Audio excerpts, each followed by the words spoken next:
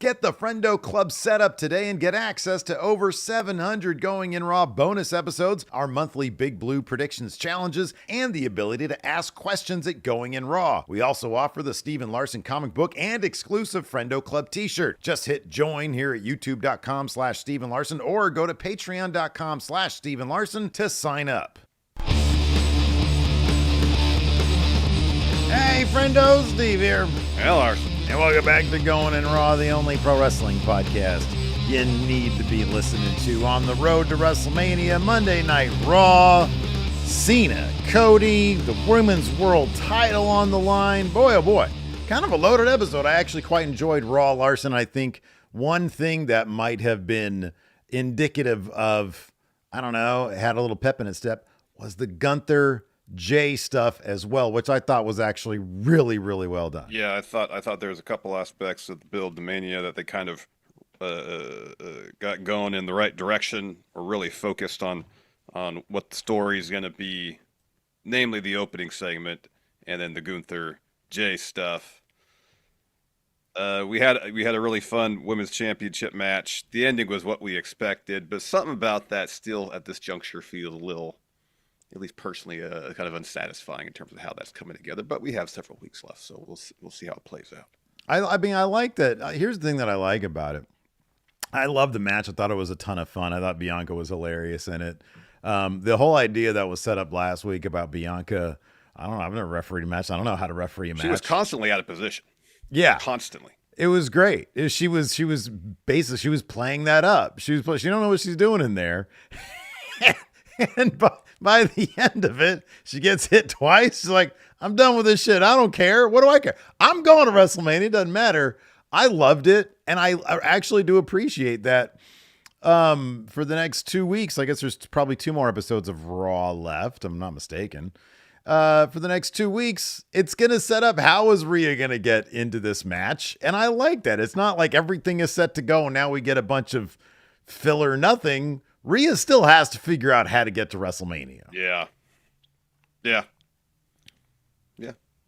So yeah, we're going to talk about all that stuff on the review today. So in the thumbnail, of course, though, is John Cena and Cody Rhodes. Everybody, as Cody had said, everybody wanted to see, I think he was referencing us directly, Larson.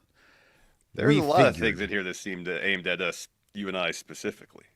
Yeah. I feel like you're right about that. But here's the thing: we watched the WWE programming. Obviously, we either see where things are going, or hope, or have ideas of where we hope they're going. And it just happened. Listen, I don't think anybody there is watching the show. I just think we pay attention, we speculate, we map stuff out, and like for whatever reason, in tune with whatever's going on, because I don't know, I feel like sometimes we forecast stuff and then it happens, and then it's like, oh, they're watching the show. No, I just think it's just we're just watching the programming. I think it's all it is. Man, they have like 100 writers there. Of course, somebody's watching the show. Somebody. Well, I remember ages ago, this is like in Chicago, we went to whatever we went to. Yeah. Somebody was like, yeah, no, I talked to, and I forget who the writer was, but he was like, no, I don't know which one it was. He was like, I saw him at the pool, and I was like, I like Steven Larson. He's like, oh, yeah, I love those guys. So, like, look, I don't think anybody, I would never assume that anybody's watching us taking notes. Like you said, we're pretty in tune, I think, with the way things are going and what we'd like to see. But it was kind of striking to see so much blood during the Gunther Jimmy bit. They went about the match a little bit different. But let's get back to Cody and Cena, man. Let's get back to Cody to Cena. So I think it was just last week we were like, when are we going to get the part where they're in the ring, trading barbs, taking shots? When is Cena going to cook Cody? That's what everybody wants to see. Yeah. Not cook, bury. Barry, well, Cena said. And we got it today because Cena comes to the ring about to drop another one of his 20-minute promos, but no, immediately interrupted by Cody, and Cody's like, all right, give it to me. You're going to cook me. You're going to talk about this, or this. He did the old 8 Mile thing. Yeah. That Damian Priest had already done. Oh, you're going to call me, hey, Gunther. You're going to call me street trash.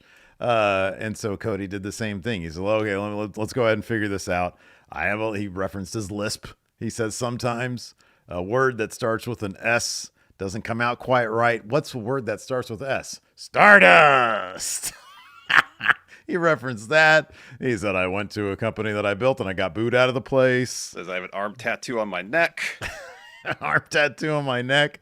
And so he got rid of all the low hanging fruit, the easy stuff that you can target Cody Rhodes with, leaving John Cena to finally explain what his problem with Cody Rhodes was. The thing that I really, really appreciated this. Number one, when you go back, because I did this recently for a Wrestle Juice video where I looked at John Cena's best promos, ostensibly when he has cooked or buried people. And the thing about John Cena is that when he, number one, during his time in WWE, pretty much everybody that he did in fact cook or bury, there was a lot to work with. There was a lot, when you look at the Nexus, I've always said this, when you look at the Nexus, besides Wade Barrett, not a lot of really impressive names in the Nexus. And so it's kind of easy for him to go one by one and bury them. Big Dog Roman Reigns, who couldn't even remember a line in his promo, easy to cook. When you have people out there that are so easy, The Miz, when Cena says, you claim that I'm a backstage politician, that I get what I want. If I got what I want, I'd be with The Undertaker, and you ain't that.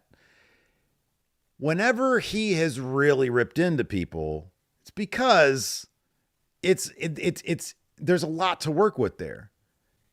So in this respect, he went straight up over the top kind of villain. And I really loved his performance. It might have been more devastating if it was normal Cena, but this is bad guy Cena. He's really playing up the bad guy aspect of it.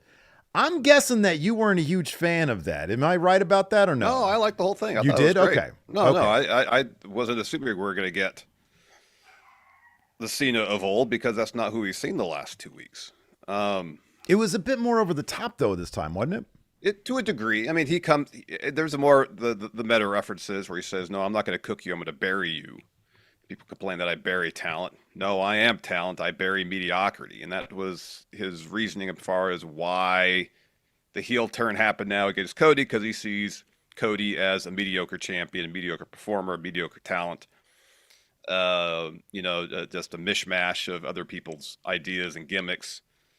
And he says again, reiterates, I'm going to win that title. I'm going to retire with it, and they'll put another toy one up on Fanatics to sell. Once you win it again, effectively. No, I thought it was a way to get a really good segment where they were going back and forth, and it wasn't Cena doing the old Cena thing, and the little meta references I thought were good. He had that one hell of a line. Cena did. I build empires for billionaires while you steal money from the kids of billionaires, essentially. It was a great... Look, both dudes had tons good lines. Of good lines. There was a lot of good lines. That's a terrific one, though. Yeah. And it all culminates with... John Cena, you're still my hero, but you're also a piece of shit. Yeah.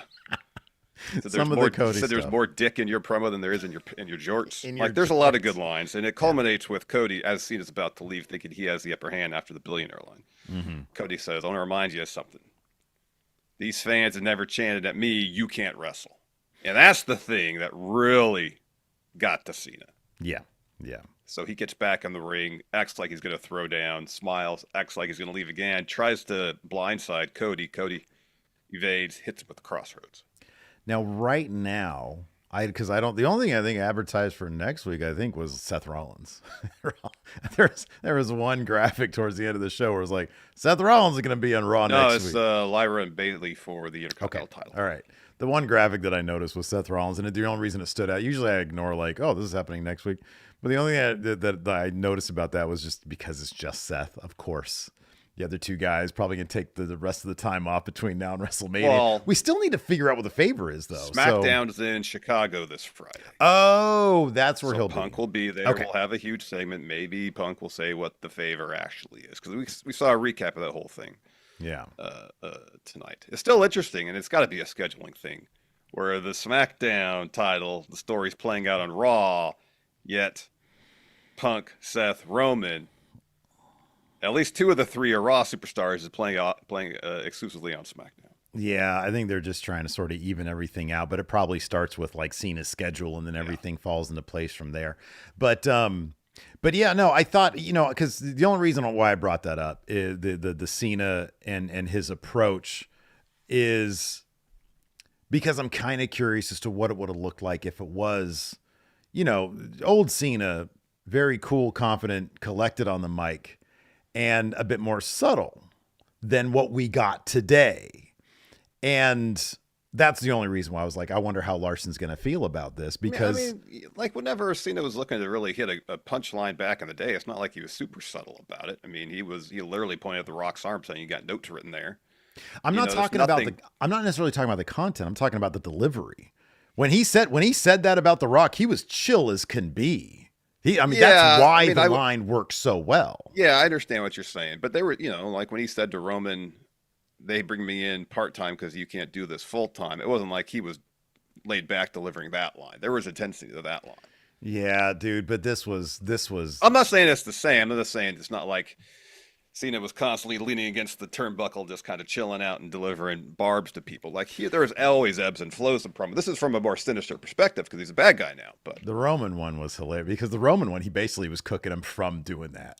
Yeah. like he's sitting there, he's like, okay. We'll give you a second so you can remember your line. Yeah.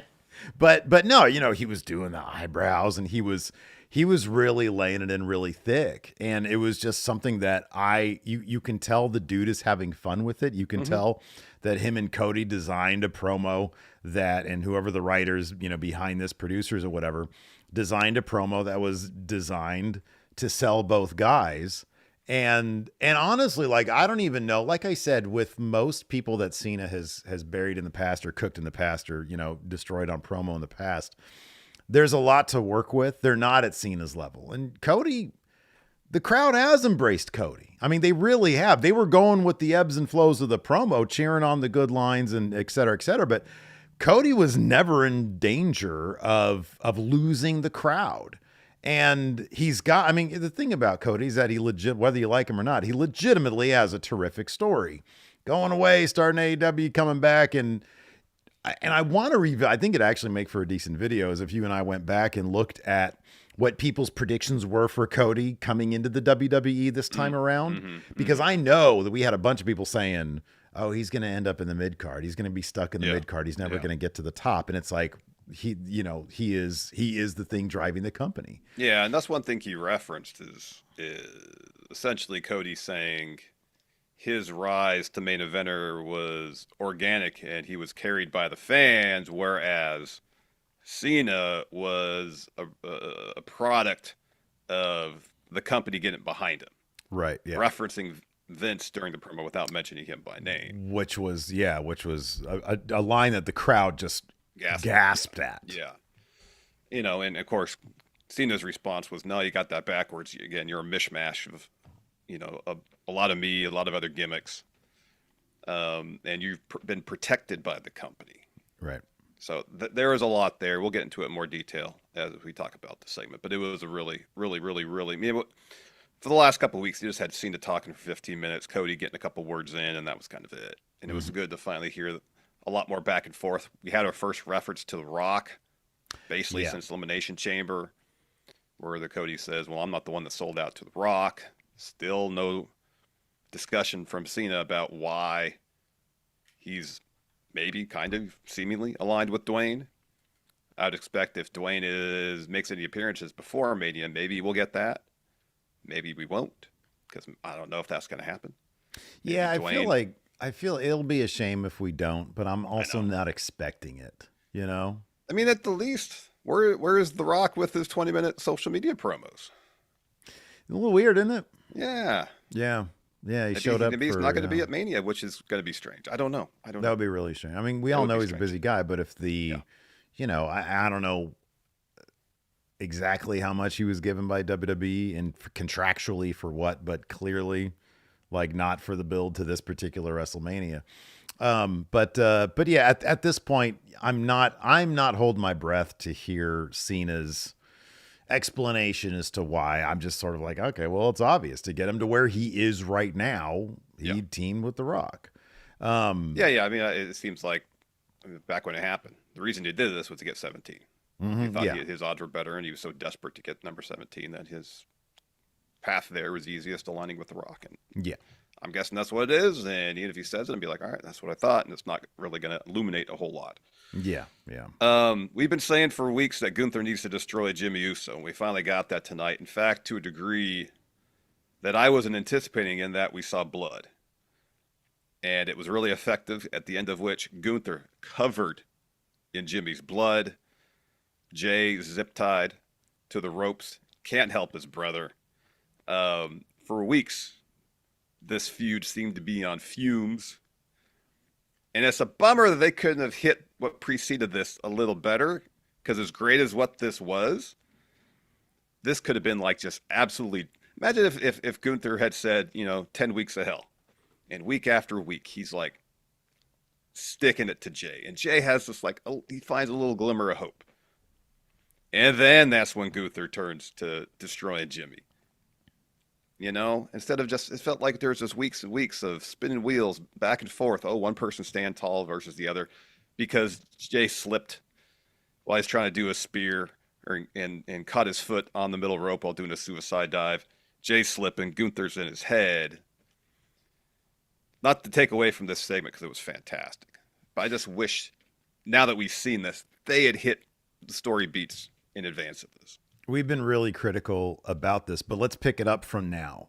We had said last week that they would need to absolutely kill it in this Jimmy match. Now, they did go a direction that I didn't anticipate, even when you and I were talking about it.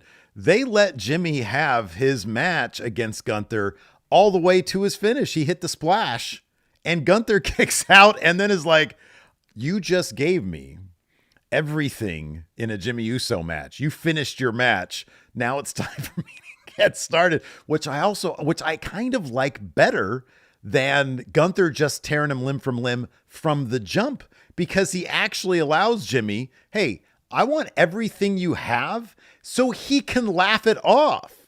He like, you can imagine at this point, Jay backstage, hey, my brother's taking it to him. Maybe I am getting some hope. And he hits that splash, and it's like, oh shit, Jimmy has this one. He hit the splash. And then Gunther kicks out.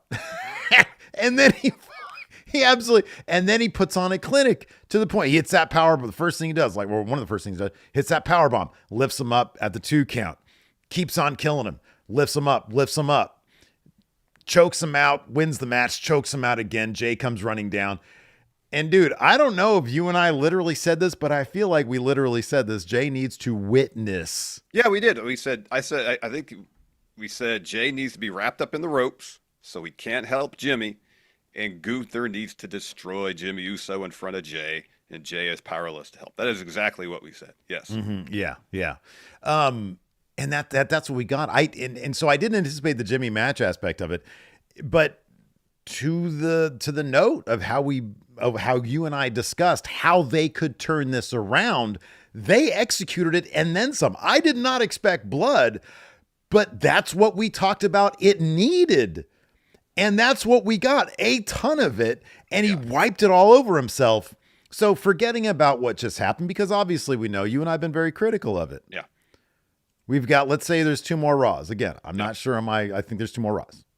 It's 2 more Raws. Yeah, there's 2 more Raws, 7th and the 14th. What do you do now? How do you get this to the point where by WrestleMania, it's like, oh, God damn, this is the good stuff here. So what I appreciate, I appreciate that they went to the point where it was uncomfortable to watch, because that's what it needed. It needed to be that.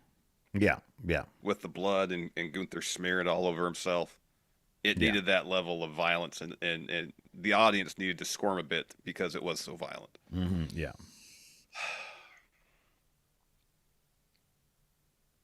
I assume they're going to use this as the fire that they're going to light this fire now under Jay.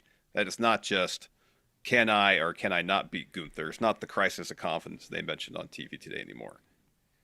It's literally revenge at this point.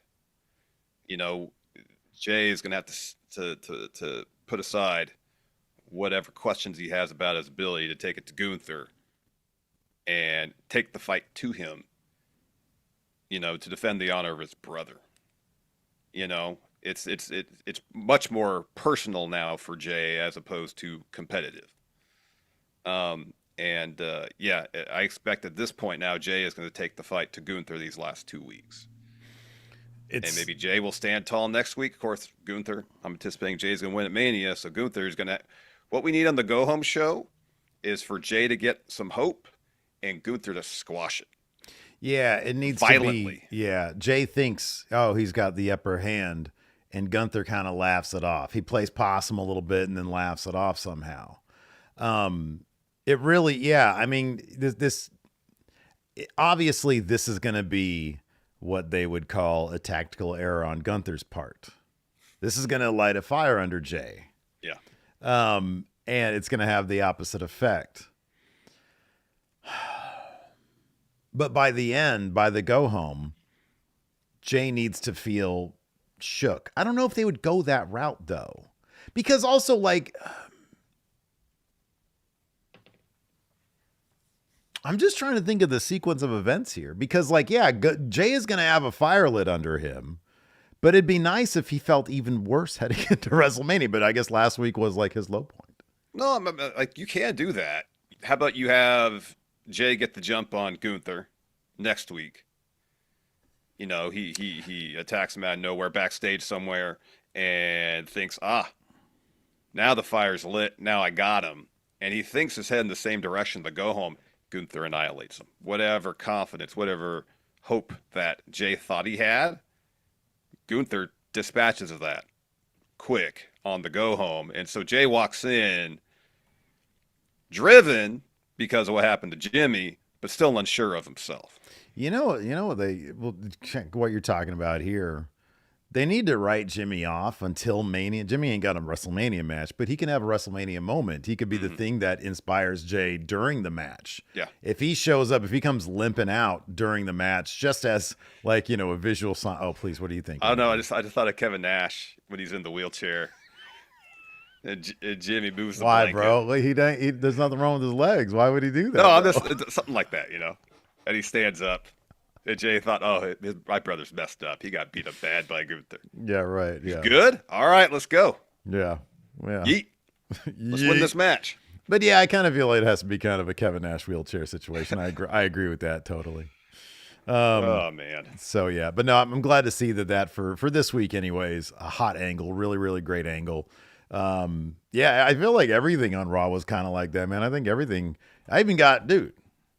I even got Finn Balor getting the pin today. Oh my God. Steve, don't get used to it. Yeah. I don't know what you're about to say, but I think what you're about to say is, Steve, don't forget all confidence points on Finn Balor bringing that Intercontinental Championship back to Judgment Day. Yeah. Finn only if you want to lose predictions. Oh man, well, probably gonna do that. Speaking of predictions, this is the one segue. Pin that Finn's gonna get between now and I don't know, maybe early May. It's a tag team match. I mean, he is the first person, I believe, to pin Penta in a tag match, albeit after Penta's partner hit him with his own finishing move. Let's talk about how I'm gonna win.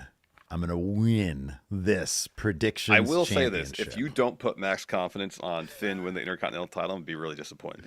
As well you should be, but I'm going to do it. I'm going to win this spinner title here from Pakistan. It's the bootleg Signature Series CM Punk title, also known as the grand prize in predictions. I've also already ordered, I definitely designed the hat, the Friendo Mania hat. I think I saw the receipt for the order.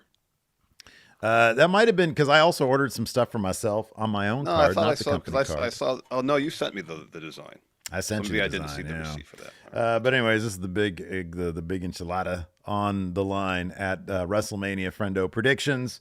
Very exciting stuff. We're hoping to make it the biggest one ever. The way you sign up for the WrestleMania Predictions Challenge is by going to patreon.com/Steven Larson, clicking on the Friendo Club setup. It's $5 a month to get access to our old bonus episodes and the question threads. Or if you don't want to go to Patreon, right here at YouTube, click join. It's $5 a month to get access to all the bonus episodes and the question threads. And of course, the predictions challenge should be a lot of fun. We've got WrestleMania, Stand and Deliver, and then WrestleMania Night 2. Correct. So, yeah, should be a lot of fun, man. We're hoping to make it the biggest ever. But yeah, man, as Majan Gory here says, we're one step closer to the Finn equals win party. And Larson, I feel like you're probably not on the invite list right now, but maybe you can turn that around by, turning your attitude around. I got a realistic attitude. I'm not trying to be a downer here. Well, it's kind of recent history has indicated that Finn equals pin, and getting one win tonight doesn't undo months of Finn equals pin. I need consistent he's on a streak. Finn equals win. One more pin, he's on a streak. Well, yeah, maybe then I'll think about it. Oh, wow. Okay. But one win amongst a litany of pins does not necessarily mean a sea change in his creative direction. What's the most confidence points I could put on Finn Balor, Larson? Do you know the number? Anybody knows. Well, I mean, if we do each night separate show, the max would probably be 7. Yeah. 6 or 7. Lucky number 7 for Finn Balor, man. That's what I say. Anyways. All right, well, good luck to you with all that. I appreciate it, man. I really do. I know you're sincere. We got 750 people watching on YouTube. Do us a solid. Hit that subscribe button. Hit the notify bell. And that little like button is that little thumbs up. It goes like this. Up. Let's talk about this. Who do you want to be, man? You want to be John Cena? You want to be Cody? I'll be Cody Rhodes. Sure, I'll be John Felix Anthony Cena. All right, fair enough. So let's see. John Cena's music hits. Cody Rhodes' music hits before he can say anything. He comes down. Let's see here. Cena is about to. Yeah. Well, Cena's about to say something. And Cody says, "No. We listened to you for 2 weeks. Let me, John Cena, do your job for you. You're gonna cook. I saw that. Oh, you're gonna end me. There's so much you can make fun of. I've got a lisp. Words that start with an S. I'll give you one. Stardust. That's going to bother you. That's who you're wrestling going on last in your final WrestleMania. Stardust. He talks about the tattoo on his neck. I got booed in the company I created. He says, but, you're not biting on any of that stuff, John, so maybe I'm struggling with the idea that Superman is dead. That would bring me like such a formative experience for Cody, that story in Superman comic books. Yeah. Oh, the Doomsday thing? That's what he referenced when he came back to AEW. You're right. When he didn't bleach his hair that one time. You think he was a big fan of the Snyder Cut? Because they referenced that suit in that movie, maybe. Too. Yeah, it could be. I can see that. So anyways, he says, that brings me on to the next point. Your words have not met your actions. He says, you lied to this audience for 2 weeks. We used to ride together. He says, take the opportunity, though. Look at them. Tell them really why, because you used to care about them. John T. I will not reduce myself to punch down to your level. You've been protected long enough. I also am not going to cook you. I am going to bury you, just like I buried everyone else. They've been saying for years, John Cena buries talent. I don't bury talent. I am talent. I bury mediocrity. I don't care about your lists of failures. You manipulated your way here, and your ego surpasses your ability. I have been so great that they can hand the heartbeat of this organization to my chauffeur, because that's what you are. He leaned into that. He leaned into that chauffeur line too. That was a good one. That was the first good one. It says, a slimy pickpocket who thinks he stole the blueprint so he can run the kingdom because you disgust me. You stuck by my side and stole everything to be undeniable, but you are still underwhelming. I tried to drill it into you. You have to be authentic. You didn't listen, and it shows. You're too polished, too rehearsed. You rely on lazy gimmicks, like all of them singing your name to get by. And they chant, Cody Rhodes. He continues. He says, you're just like the Pied Piper. All you've done is make a catchy tune into tricking people into mediocrity, strip it away, and there's nothing but a thick pinstripe suit. But I would body you before your first breath. Says you don't look, act, or work like me, but also you don't look like you, act like you, or work like you because you're afraid to show who you really are. So we get a generic mix of everyone you loved, and it makes you look like a 16-year-old still scared about public speaking. You've only ever showed me that being mediocre and wearing something nice is enough to trick these people. I have worked too hard to make that a symbol of mastery, talking about the title. To have it paraded around by a paint-by-numbers, sociopathic Nepo baby who was so into himself that he had his gimmick tattooed for the world to see. If it's not where the tattoo is, it is what it is. It exposes you as a common fan like them. So after Mania, it'll be great for you. Buy the toy belt they buy. Call yourself their champion, because the last real champion is taking that home forever and exposing you as the errand boy who got lucky. It was a really good start there for John. Yeah. So Cody says, John, I didn't expect to say this, but maybe you're right. Maybe I was chosen. You know who chose me? They chose me. Can you say the same? Or is it one guy in an office who isn't here anymore that we don't talk about? Whole fan went, oh my God. He says, you want to make fun of me for appearing like I'm 16? Well, you're the one who hangs out with Zac Efron and he wishes he was 16. What a softball. You created all of this. Here's what you created, pal. A bunch of disenfranchised fans who made it easy for me to pack up and go elsewhere. Don't act like you cleaned up before you went to Hollywood. Don't act like you left WWE better than you found it. And while we're at it, there are two of us standing in this ring. One I'm going to ask might punch a huge hole in your logic. Between you and I, which one of us sold out to The Rock? John, you're still my hero, but you're also a piece of shit. So Cena smirks and said, just like all these people, your brain is filled with feces, not facts. I have worked 100 times harder than you, and never once was I protected from an audience or wrestler taking their best shot at me. Everyone knows when I step on this canvas, it's a challenge to anyone dumb enough to take their strongest swing to see if they are worthy to put me in the ground. No one has been worthy, so I decided to just do it myself. That's why I have never left.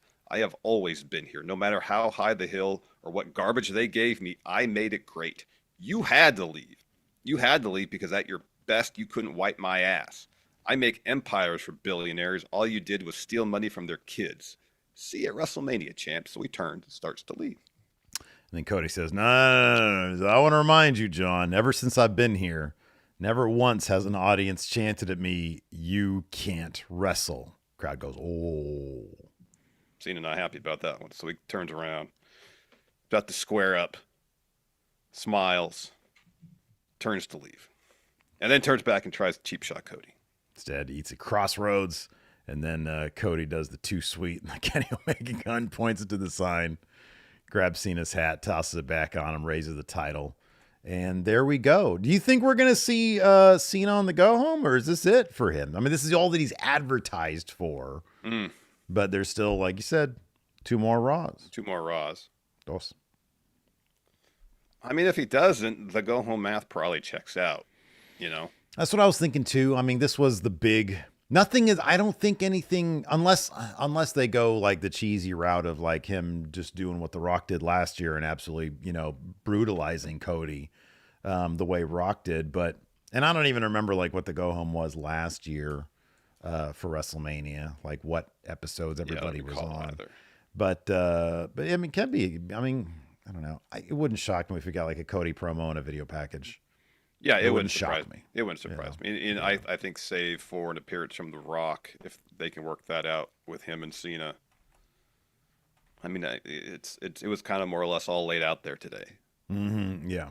You know what the nature of the personal beef between them is at this point. Yeah.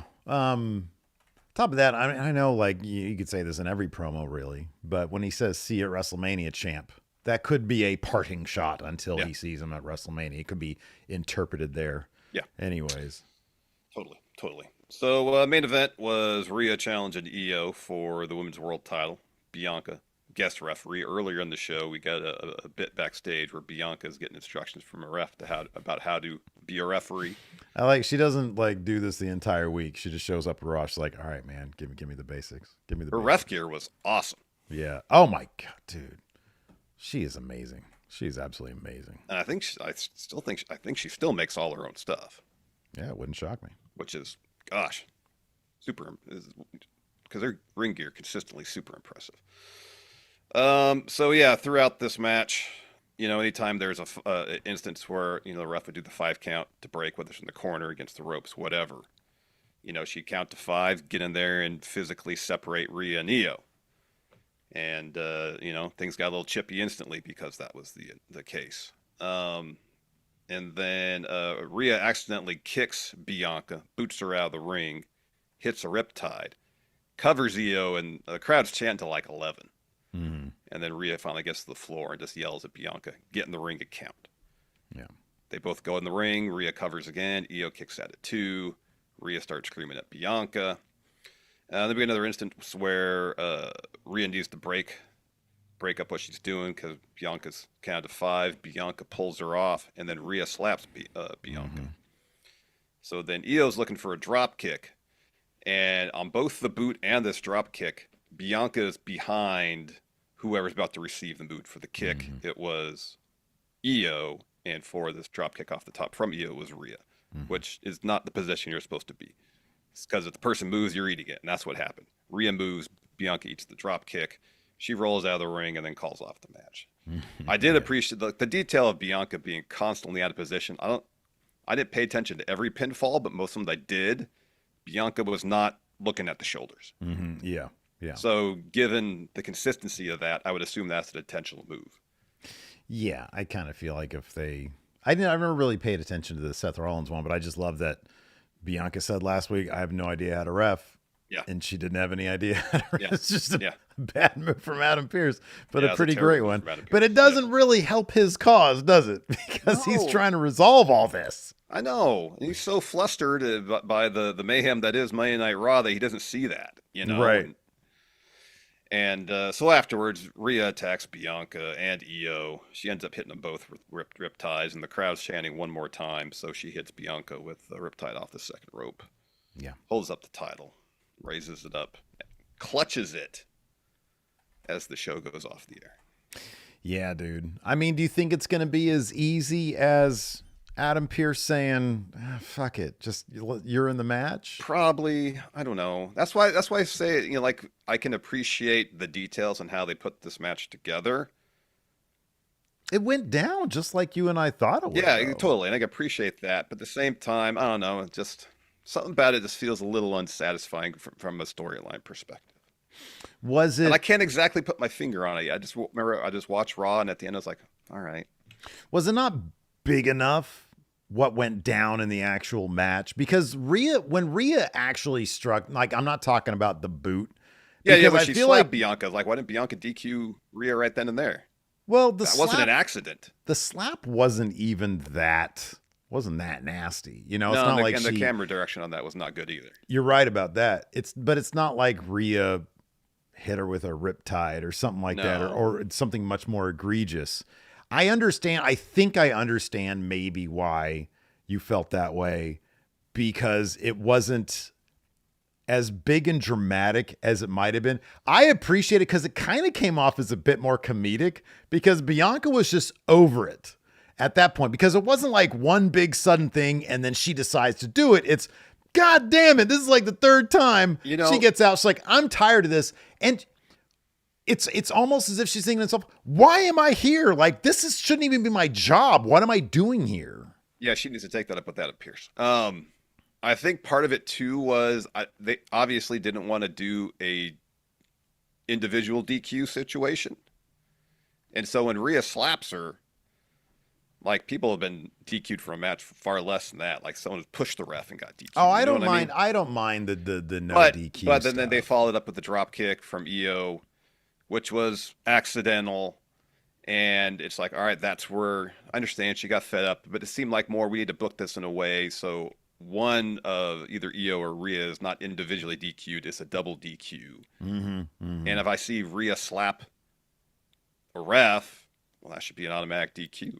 Well, I felt the DQ. I thought the double DQ was simply like, fuck both of you guys. I'm going to double DQ. Like, no, from a character perspective, from Bianca, I'm just saying in terms of the story and how the match was put together. Yeah. Everybody hit. I mean, that didn't. I just appreciated that Bianca just thinking to herself, what am I even doing here? Like, I don't have a match. He just threw me in it. This is stupid. Like, I'm out of here because I'm just getting. Yeah, and I understand that. I think it's more in the match construction as opposed to the character motivation. So I understand all that. Yeah. We talked about this a little bit already, but Jimmy Uso got wrecked by Gunther. So the way this all went down, we see Jimmy taping up. Jay walks in. He's like, I know you told me, but I feel better if I was out there. Or he said, I know you told me not to be out there, but I feel better if I was. Jimmy says, nah, tonight's different. I know the world is doubting you, but I'm going to go out there to close that noise. No ring general tonight, just a man who can be beat. I'm going to win tonight. Then you're going to win at WrestleMania. Yeet. Jay's like, okay, man, just be careful.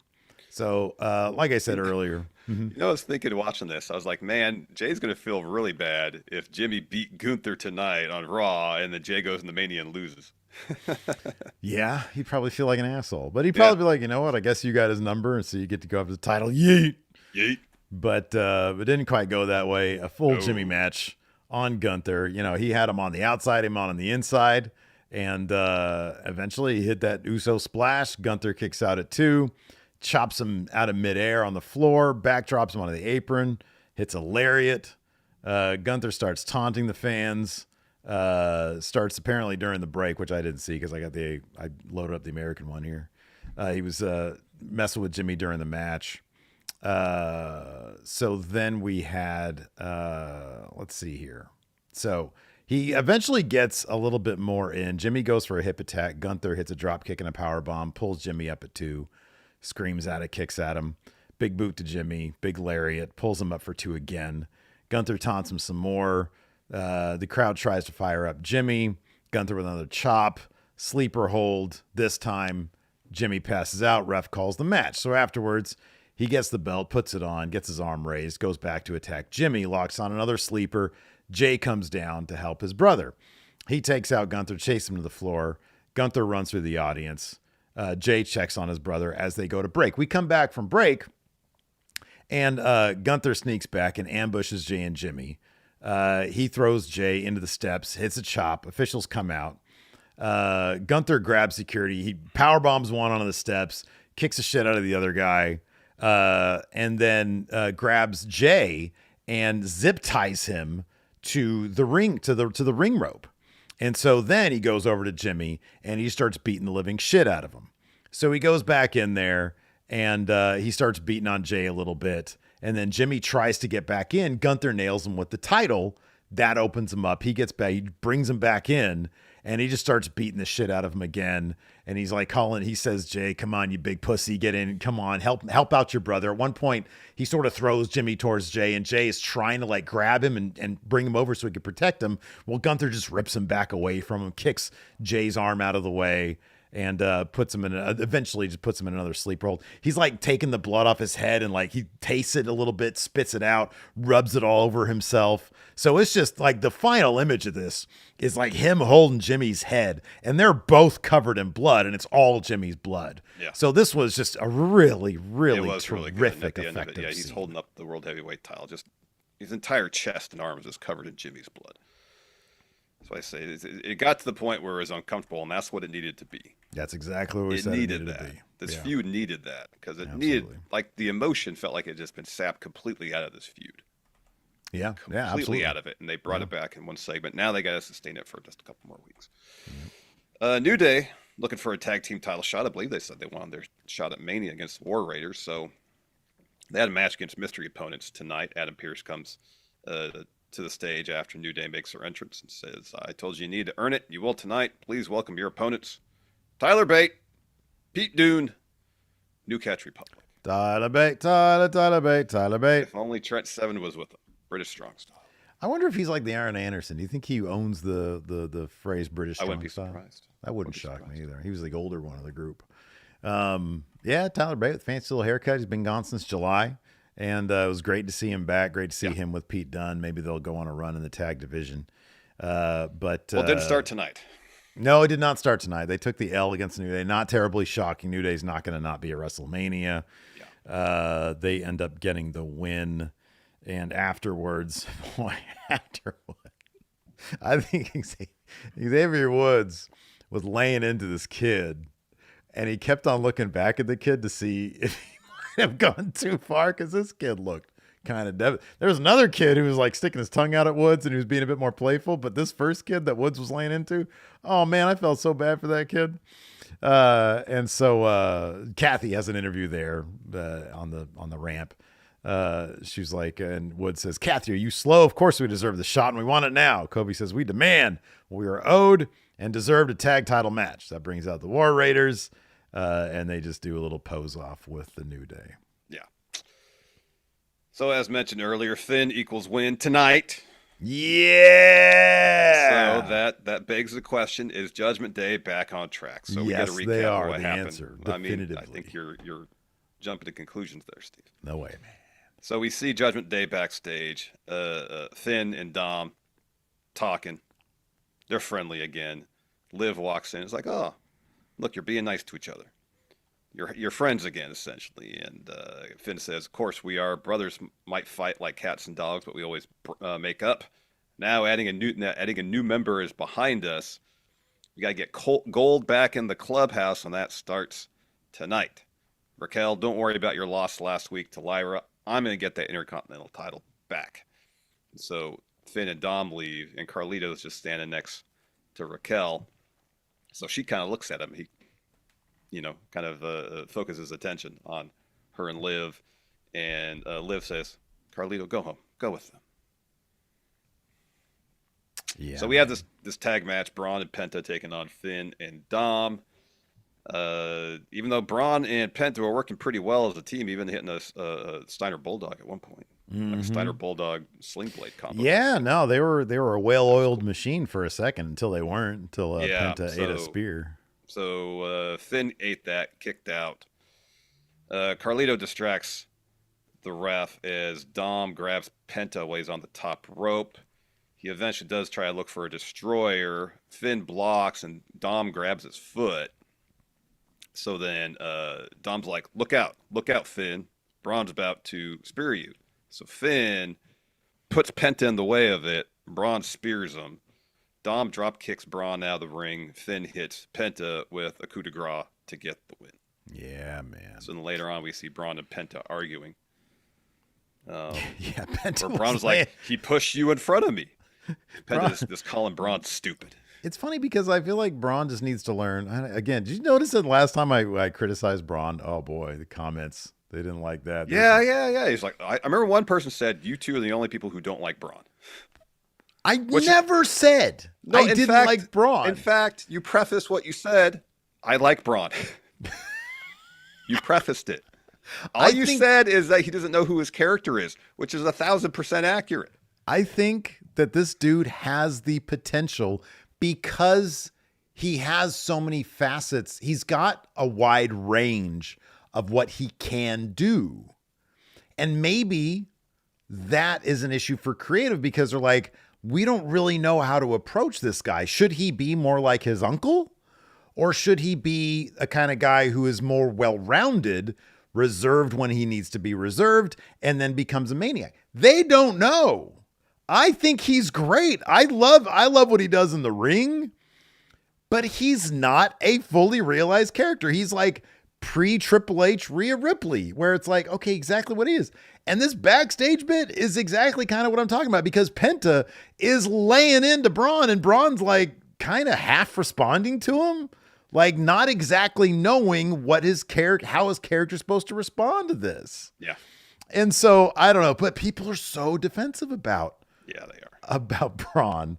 And I appreciate, look, you're a fan of the guy. That's great that you're a fan of the guy. Yeah. I want to see the guy reach the highest of highs, but I kind of feel like they need to saddle him and have him understand who he is before he gets to that point, because at that point, you got the best chance of success. If you're going to be a main eventer in WWE, you can't get by simply on in-ring ability.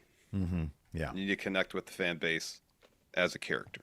You can, and the crazy thing is, the dude connects now to a degree because of the in-ring stuff and because, everybody, they know that the pedigrees, everything's there. Well, and he's got the thing where he barks and fans bark with him and right. There's the interactive aspect of it. But if you want that next level, got to be more than just man who barks. Right. Yeah. A little bit more than manimal, Yeah. So, yeah. So later on, Finn's backstage with Judgment Day. They're celebrating. And he says, I'm going to go ask Pierce for Intercontinental title match now because I got the win. So he leaves. And Dom's like, yeah. And Liv says, he's had his shot already and he lost. You were in that match too. Your team won. You should get a title shot. I'm going to go ask Pierce. Talk to him right after Finn's done. Mm-hmm. Mm-hmm. Also, we got an interview backstage with Lyra, and she thanks Bayley for helping her out. But she says, I got to stand on my own 2 feet. Bayley's the only person who's beat me. and I got to prove that I can beat her. So next week, Intercontinental title match, Lyra versus Bayley. How's that going to go down? I'm guessing Lyra's going to win. Is Roxanne going to come back or something? Yeah, they got to get the ball rolling on that. Even if it's for stand and deliver, they got to start to. Because she hasn't been on NXT, right? Like we watched NXT. She hasn't been on NXT, right? Bayley has been on NXT since. I'm talking about Roxanne. Oh. Yeah. She wasn't on last week. She wasn't, right? No. Like right now, we've got. She hasn't been on since Jordan Grace beat her. Okay. I think 2 weeks ago. Okay. Are they gonna do another triple threat? Roxanne wants this finish. Threats. Maybe that's another reason I'm kind of like unsatisfied with the creative for Bianca, Rhea, and Io. Is like, all right, another triple threat. I'm down with it, man. Add more people to a match. Just makes it better. This is one situation where everybody's so fucking good. They're all great. Yeah. I like this triple threat better than I like the Roman Seth Punk one. Agreed. Yeah. Because I think this is going to be really good, and the dynamic between all three of them, and every single one of them just looks like such a well-designed comic book character. Yeah, Rhea, Bianca, and Io. They're all great. Gosh, yeah, they're all fantastic. They're so well designed. Anyway. Whatever mild criticism I have of the creative is strictly for the creative and not them as performers, because I think they're all great. It's too late, bro. The comments are already gonna be clickety clacking. Why does Larson hate everything? I hate everything I said. I like even the opening segment with Cena. You're like, oh, I'm guessing you're not gonna be a fan of that. No, I liked it. No, I thought it was great. Sometimes you're like a man who prefers subtleties. I was wondering if, and I didn't think you were going to. I probably phrased that incorrectly, but yeah, I didn't know if you were going to be like, man, he was going kind of a little hammy with that performance there, a little broad. Yeah, well, it was a new John Cena. I wasn't expecting. You know what I was thinking when I watched that, and then we were talking about it. The actor who plays Seth Milchick is amazing, master of subtlety. Could you imagine Cena in that role? No. Because even him being subtle is like over the top for subtle. I don't know. I think he got. Look, I'm not saying he can come anywhere close to, I don't know the actor's name, but I see similarities. I'll put it that way. I understand. I can see what you're saying, but I still feel like when Cena is subtle, it's still kind of a look at me, I'm being subtle. You saw Peacemaker, right? I saw parts of it. I haven't seen it. Okay. All right. I have like the first 2 episodes and didn't really grab me. So. Yeah, I like that stuff. El Grande Americano is going to be in Chad Gable's hometown next week, Minneapolis. So Gable's backstage, and he's like, hey, man, what a great signing, El Grande Americano. And Pierce is like, yeah, and apparently you're still not well. Gable pulls up his nasty rag and goes, no, doctor's orders. And he's like, shame. Raw's in Minneapolis next week, but this means you can't compete. He's like, I'll be fine next week. And he's like, no, nothing's more important for your health. You can't compete. So who best to compete next week than El Grande Americano? It is official, doctor's orders. And then Gable starts to leave, disappointed. He runs into the Alpha Academy, and he's like, you guys are idiots. And then Maxine asks Pierce, hey, you have a moment to discuss things for the tag division? He's like, oh, yeah. Well, let's talk about Otis and Tozawa. She's like, well, I want to talk about me as well. I've been talking to Natalia, and we got some ideas. So that's cool. Yeah. And then finally, it was supposed to be Logan Paul. Oh, wait a second. Wait a second. Well, we can talk about this in a second, because Logan Paul is going to be the last segment no matter what. Yes. But Larson, how are you going to glaze over this one? We had another Triple H Hall of Fame package. That's right. This time, focusing on one match, his match against Mankind, Cactus Jack, I should say. Yeah, Rumble 2000. Yes. Street Fight, whatever, yeah. Yeah. And how that was such a pivotal moment in his career, because then he proved to everybody that he was tough enough for his spot. And I didn't notice, but I'm positive that they also did a video pack. And I probably walked out. I was making a sandwich. Did they do a video package for Lex Luger showing his many accomplishments, his Hall of Fame worthy accomplishments? So at no point did I walk away from my desk while Raw was airing, and without pausing it first. So I watched the entirety of Raw. At no point do I recall seeing any video package for Lex Luger, Natural Disasters, Michelle McCool. They did have a mention, though, that Brett and Stone Cold are having their Mania 13 match induct into the Hall of Fame. They did have a graphic with all the Hall of Fame inductees. Right. So we got a right. graphic of them all. They Only were one seen. video package, and that was for Triple H. What is going to be the next Hall of Fame video package specifically? What Triple H moment?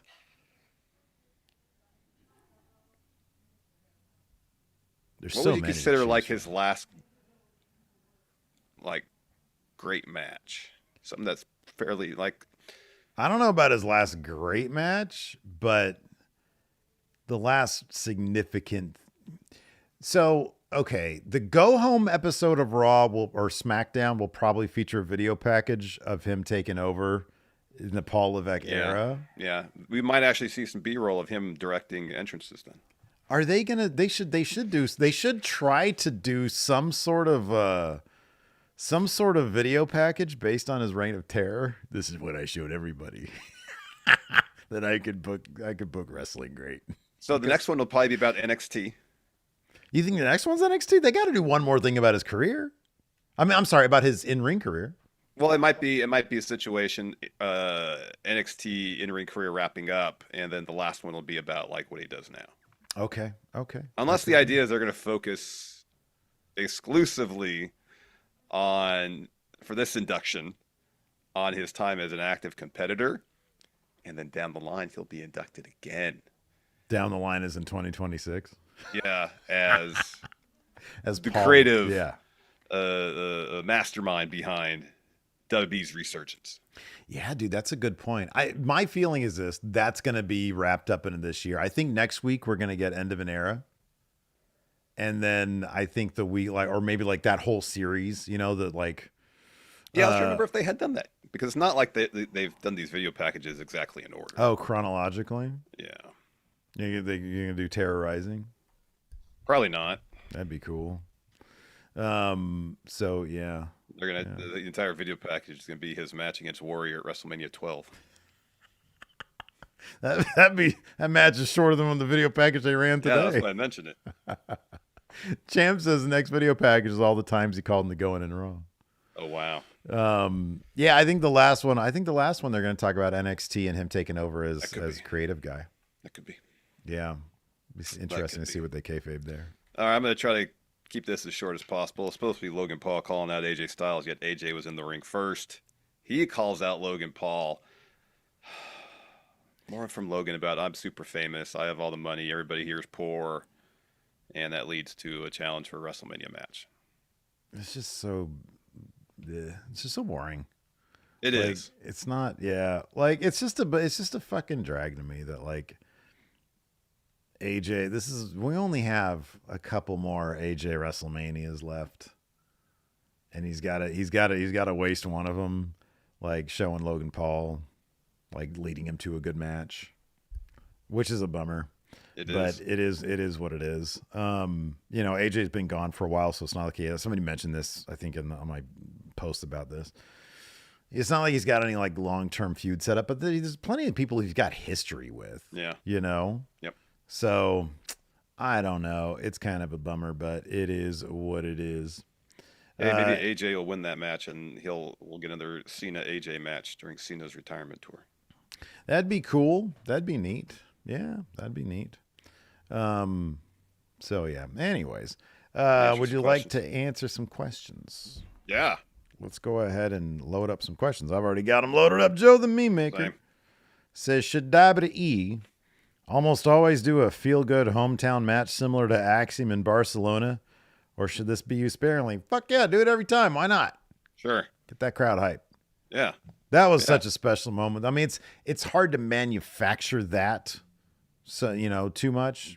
But that was a great moment. Boy, that was really nice. Yeah. And it was cool seeing Tyler Bate come back tonight, Yeah, it was terrific. Tyler Bate. You got a great reception, too, from Tyler Bate. From the crowd in London. The Fickle Pickle says, does the new Immortal Moments category for the Hall of Fame, will that only be WrestleMania moments or could it be any moment in WWE history? I would assume it could be anything.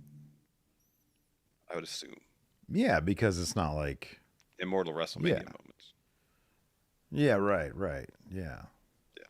You know what? You want to hear my conspiracy theory? Hogan Andre would have been in this spot if it wasn't for the Netflix Raw premiere. Entirely possible. Crowd booing. Let's see here. John and Alistair voices, how would you book the New Catch Republic's first 3 months? Tyler Bate and Pete Dunne. Like, Pete Dunne's like, hey, mate, it's great to have you back. Would you like to go to the coffee place? Because you like top coffee. And Tyler's like, no, mate.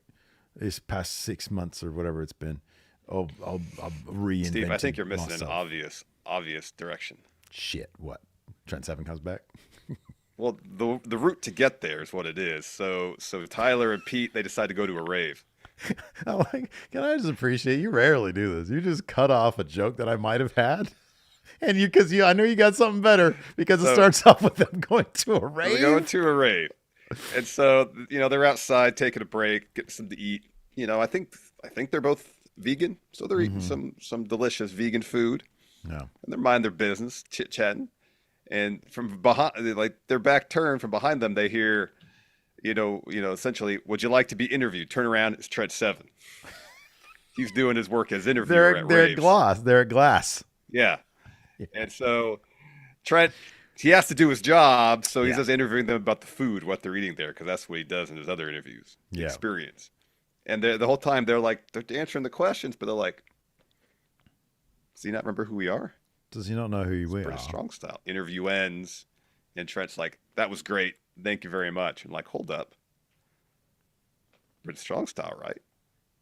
Because remember that one interview where the dude was referencing Trent's wrestling history. He was like, didn't really seem to really want to talk about it. He didn't, because he's not there to talk about that. Listen, as like all great tag teams, I got you on this, all right? Sure. Starts off that way. They're at a vegan restaurant, right? Behind them, Trent Seven says, can I interview you?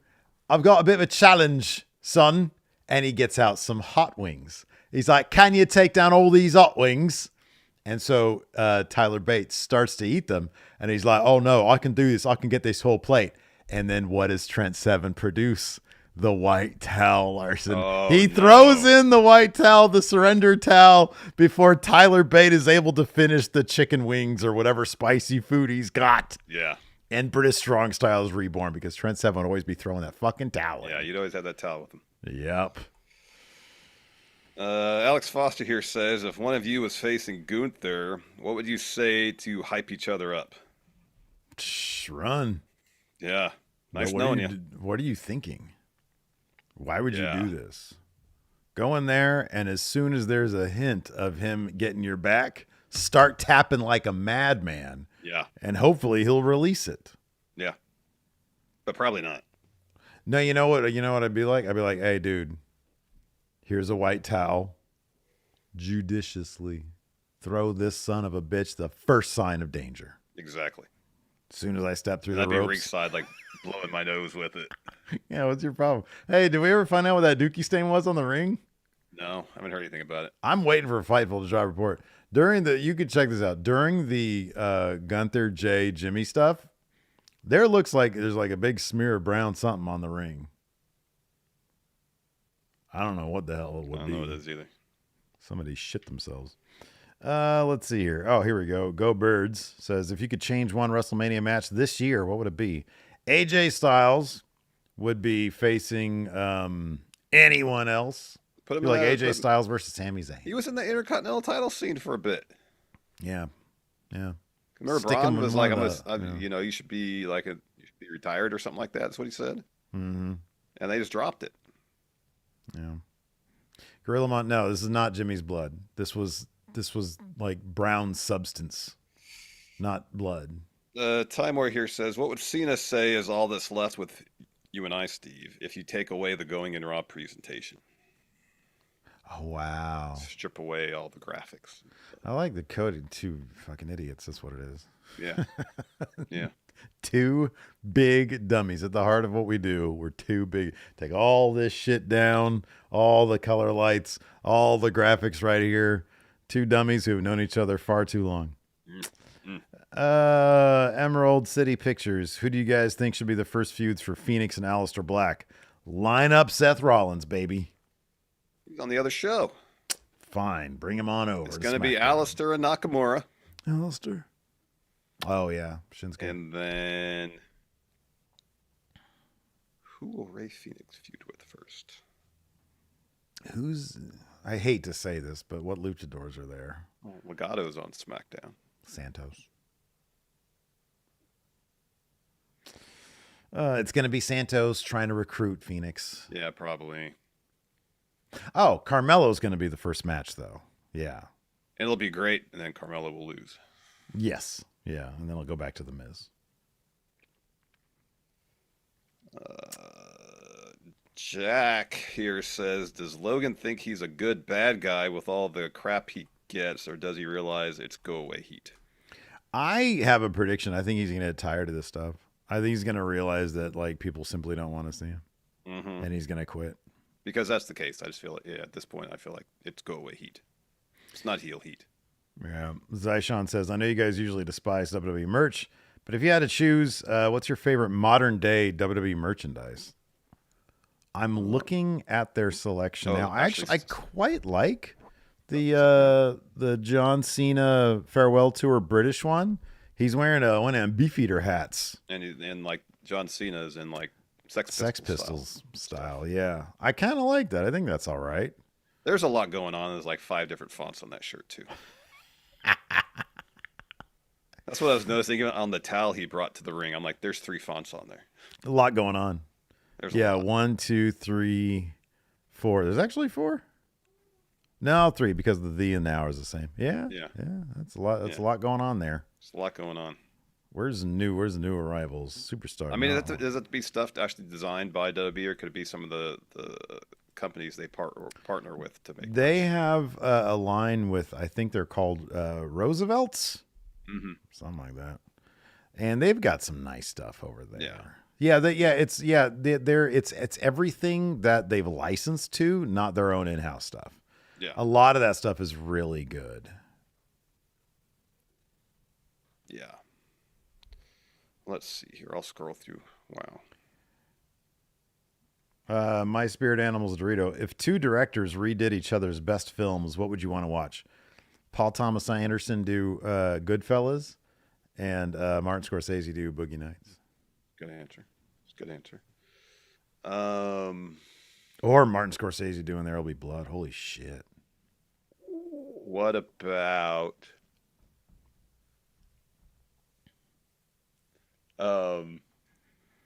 Alfred Hitchcock does The Untouchables, and Brian De Palma does Rear Window or Vertigo. Vertigo's probably be a better choice. Yeah, I could see De Palma. There's a couple of Hitchcock movies I could see De Palma doing. It's because De Palma loved Hitchcock.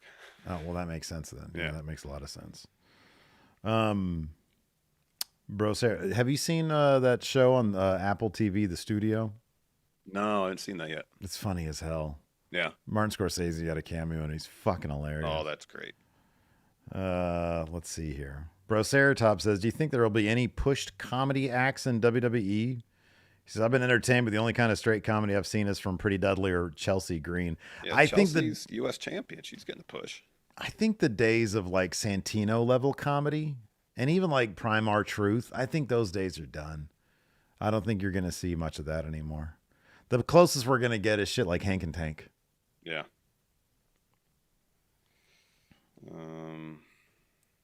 Nate Cruz here says, who does Cena need to have a promo battle with in his last year with the company?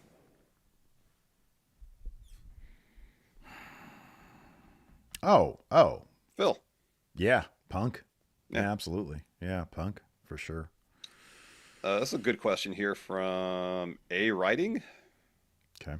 Says, hey guys, new friendo here. Welcome. Welcome. It's the Sacramento area. I have one question for both of you. When it's game point, who was running the pick and roll and who was setting the screen? So one of us sets the screen. The other one is doing the I saw this question on Patreon. It's such a great one. I feel like these days, because you do leg day a lot more than I do, meaning you do leg day, I feel like you're probably setting the pick. Okay. Although I think you and I are both probably even Steven when it comes to like game-winning pressure shots. Okay. I think we're probably even Steven on that. Okay. Because you've been, I can come rushing at you and you'll probably hit them more than if I just leave you alone. Mm-hmm. But I can't just do that. Mm-mm. And I feel like I've had my fair share of just like, well, fucking way out there. You come rushing at me. I just chuck it up and bang, it's in. Yeah. So all things being equal, I think you could probably set a better pick than me. Okay. Yeah. Anyways, that's going to do it for the show today. Thanks everybody for tuning in. We appreciate it. Till next time, we'll see you guys around.